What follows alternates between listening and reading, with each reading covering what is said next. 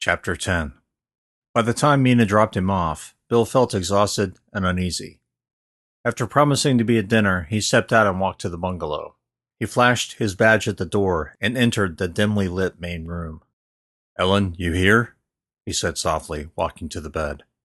He heard the sound of the covers moving and halted. "Not feeling well," she said in a hoarse croak. "Think I have a fever." "What?" He looked down at his wristband and considered pressing it. "How bad?" "Not bad," she said. "Just bad enough to keep me in bed for a while. Need to sleep off this headache." He fought a sigh and instead asked simply, "What can I do for you?" "Nothing," she said, pointing to the bathroom. "Can take a shower before dinner. You stink." A sad smile crossed his face. "Nothing" was the same old answer she gave him whenever she felt ill. Any attempts to wait on her would end in the same fashion. She'd take care of herself. He also knew touching her would just piss her off. "Was planning on it," he said, walking to the bathroom and stripping as he went. "I'll get Nicholas to bring you something for dinner." As he passed the bed, he caught a whiff of roadkill and perfume and wrinkled his nose. Had an animal died in the HVAC? The scent dissipated as he entered the bathroom and shut the door. He'd have to talk to Nicholas about that. He showered quickly, part of him already missing the tang of primer and gun oil. After tending to his leg with salve and dressing in a pair of shorts and a tee, he opened the bathroom door as quietly as he could and tiptoed through the main room. Ellen snored softly in the darkness, and a grin tugged at his lips. He hoped it was just a 24-hour bug or something like that. He didn't like the idea of her spending the rest of the vacation in the bungalow, vomiting out of both ends. Silently sighing, he walked out the door and waited on the path for Nicholas. He didn't have long. The man was on time, as always. "Where's Ellen?" Bill climbed into the cart. "She's not feeling well." "Oh, no." Nicholas turned to him. "Does she need to see the doctor?" Good question. He didn't think so. "No, but if she doesn't get better quickly, I'll make sure she goes." Nicholas nodded. "That's good. Tell her I hope she feels better."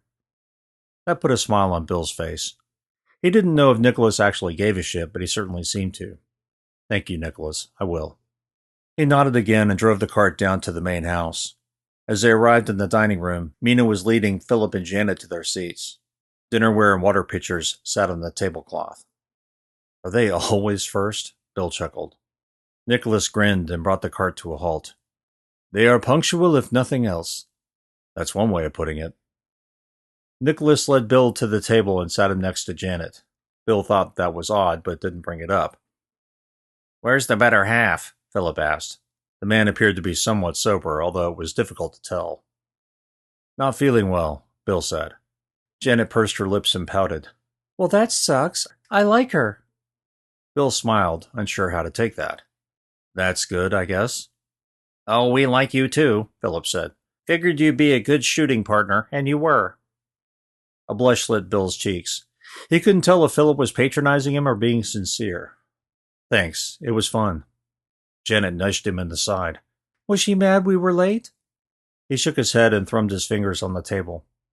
"She was already half asleep." "Okay, then. So we didn't get you in trouble?" Bill shrugged. "Not to my knowledge." "Well, good," Philip said, hitting the table with his fist. He pointed at Bill. "You drinking?" He shook his head. "No, I'm still having some pain, so I'll stick with the codeine." The man looked sad at first. "Shame. Was hoping we could get into the good stuff. You like scotch?" The conversation descended into an exchange of what little information Bill knew versus Philip's in-depth knowledge. 10 minutes later, Autumn and Russ appeared. While she was casually dressed, her midriff bared for all to see, Russ wore a pair of jeans and a billowing Hawaiian. Autumn looked as though she'd slept the day away and was ready to start the night. Russ, on the other hand, looked exhausted. Autumn sat next to Bill, Russ next to Philip. "Man, you look spent," Bill said to Russ, pouring him water. "Busy day?"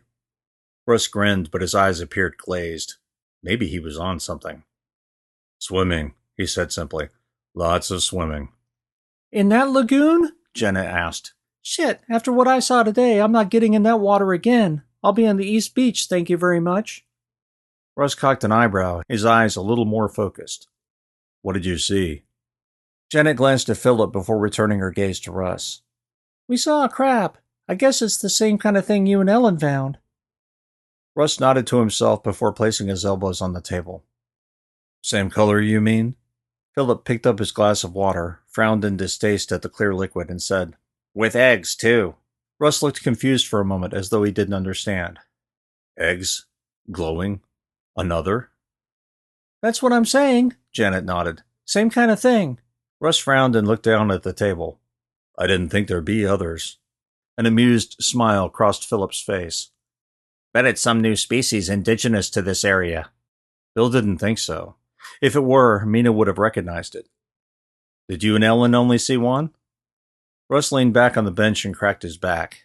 His sunken eyes had gone glassy again. Yeah, just the one. Drinking tonight? Shaking his head, Russ took a sip of water. Tired. I want to sleep well tonight. Bill saw a look of disappointment cross Autumn's face. Oh, Russ, I haven't seen you all day. He shrugged and held out his hand to her. A strange expression crossed her face when her fingers entwined with his. He held her for a moment and suddenly let go. I'll be fine tomorrow, I promise.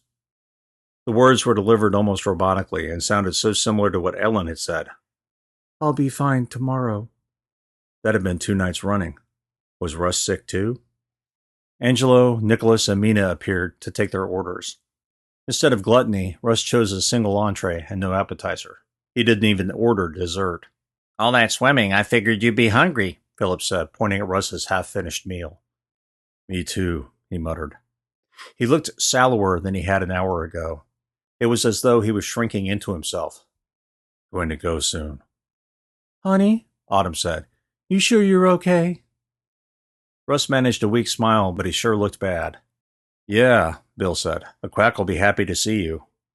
Yeah, he will, Russ muttered, his lips curled upward in a light smile. I might go see him. I would, Philip said. That crab looked mean, and so did the stuff that came out of it. Autumn looked down at her plate, her face paler than usual. Ick. Shit. Sorry, Philip said. Didn't mean to ruin. I was done, Autumn said quickly, pushing her plate a few inches away. Are you drinking? Philip asked her. She glanced at Russ before returning her gaze to him. Yes, I am. Scotch? Yes, please, Autumn said. Philip clapped his hands together and bellowed, Bring me my scotch! Nicholas appeared with a tray to take their dishes, while Angelo approached with a tray of malt glasses and several bottles of amber liquid. Bill suddenly wanted to chance a scotch on top of his pills. While his wife and the others poured scotch into their tumblers, Russ had Angelo take him back to his bungalow. Ever since he and Ellen had done whatever they'd done, he felt hollowed out and incorporeal. A part of him was missing. Something fundamental had changed, but he didn't understand what or why. Apart from the need to protect Ellen, a need he had finally given in to, nothing else mattered. Dinner had tasted undercooked and rotten. He'd nearly vomited twice while the others chewed through their food like gluttonous parasites. The more they ate, the more he realized what a threat these people were to Ellen. If they found out about her eggs, they'd do something, perhaps even cook them. Yes, Philip seemed the sort that would do exactly that.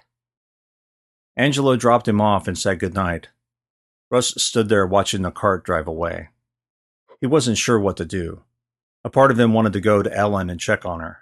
Another part of him wanted to stand outside her bungalow with a knife, waiting to hurt anyone who might want to harm her, including Bill. But he had to wait. How long would it take for Autumn to get bored and check on him? At least an hour. Maybe 2? When would Bill retire? That was the real question. Maybe he should walk to their bungalow, hide in the bush, and wait for Bill to appear. What would he say if Bill saw him? Did it matter? If Bill so much as... A bolt of pain rocked his abdomen and pelvis, and he yelped in surprise. When it abated, he panted in the moonlit night. He eyed the bungalow.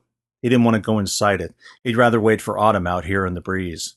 If he smelled her again in a closed space, he thought he might vomit. His belly rumbled and enormous pressure started behind his bladder. After a few drunken steps, the pressure increased painfully, making him feel as though something might burst through his skin at any moment. Groaning from the pain, he managed to step inside the dimly lit bungalow. He stumbled into the bathroom and turned on the light. The world was suddenly lost in white. The afterimage gradually faded, leaving him half blind while he unzipped his trousers and stood before the toilet. The pressure on his bowels had moved into his bladder. He stared down at his penis and blinked. The organ had shriveled to the size of a stubby, half-eaten Tootsie Roll and was just as black. His scrotum was little more than two blackened, rotting flaps of skin. A tiny voice he could barely hear screamed in the back of his mind but quickly departed his consciousness. This was by design to serve her. His body no longer mattered. A squirt of bloody ichor dribbled into the toilet, and his penis moved forward, the pressure beginning to alleviate. He arched his back in relief as something gave in his pelvis, followed by a splash. The pressure increased again, and he moaned in pain. Something else shot out of his body and splashed into the toilet, but the pressure was finally gone. Russ stared down into the toilet, and the voice began screaming again. This time, it didn't stop. Bill shouldn't have bothered with a pain pill.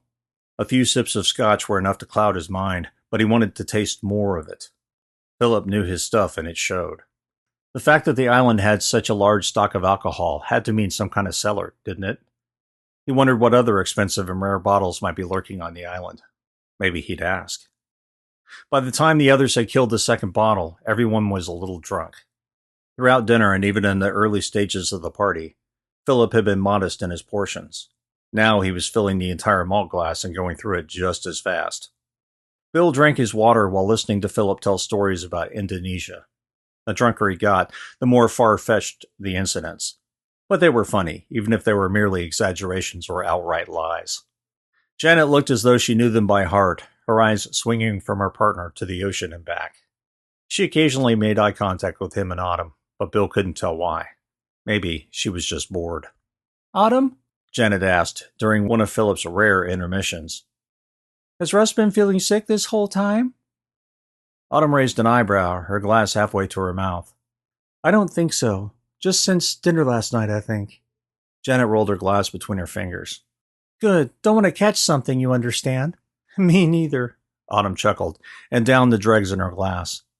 "Probably ate something that didn't agree with them." Had he and Ellen both eaten something bad? No. Once again, they'd all be sick. So why were only they ill? Russ had been bitten by one of those things, but Ellen hadn't. So it couldn't be that either. So what was the common denominator? "Bad crabs," Philip muttered. The phrase brought back the image of the enormous green crab and its spawn. Those worms had been larger than what he gathered from Russ and Ellen's descriptions.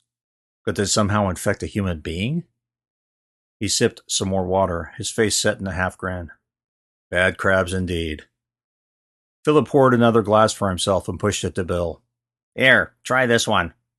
"I really shouldn't," Bill said, holding up his hands, palms face out. "Just a sip," Janet coaxed. "It's like an angel's kiss." Bill acquiesced. After the liquor hit his stomach, he knew he'd had one sip too many. He pushed the glass back to Philip as the smoky peat taste evaporated from his tongue. "Wow, that doesn't stick around long." Philip grinned and took a sip. "No, it doesn't, and it's $1,000 a bottle." "Jesus," Bill muttered. Autumn reached into her shorts and pulled out a disposable vape. "I think it's time we burn this puppy down." Bill raised his hands again. "Absolutely not." She grinned at him. "It's not like the other stuff. This will be much milder." God, she was beautiful. Bill placed an elbow on the table. "I can't decide if you're evil or not." She giggled and Philip asked, "What does that mean?" He suddenly struggled to find words. He was getting drunk already, and he barely had anything. Had he taken one too many pain pills? "Means I'm already feeling a little stoned. I don't want to have to be carried to the cart again." Autumn shook her head, grinning. "You're missing out. This stuff makes me horny as hell." Her eyes seemed to linger over him as she put the vape between her lips and inhaled. Philip pointed at Bill. "You know what? Let's go catch that crab tomorrow." He flicked his eyes to Philip's, the man's head already swaying somewhat drunkenly. "Catch it?" Philip took a generous sip and cleared his throat. "Yeah, catch it. We get one of those nets, I'm sure they have one, wade into the ocean and catch it." He tapped a finger on the table.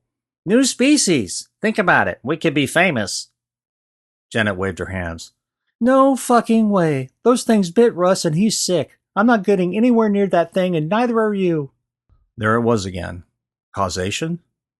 He shook his head to try and clear it, but it wasn't helping.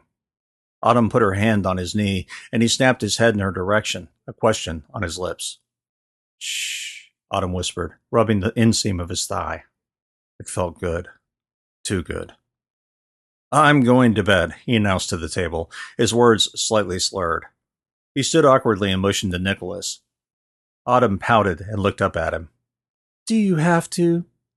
He flashed an anxious smile, suddenly desperate to get out of here before he did something he'd regret.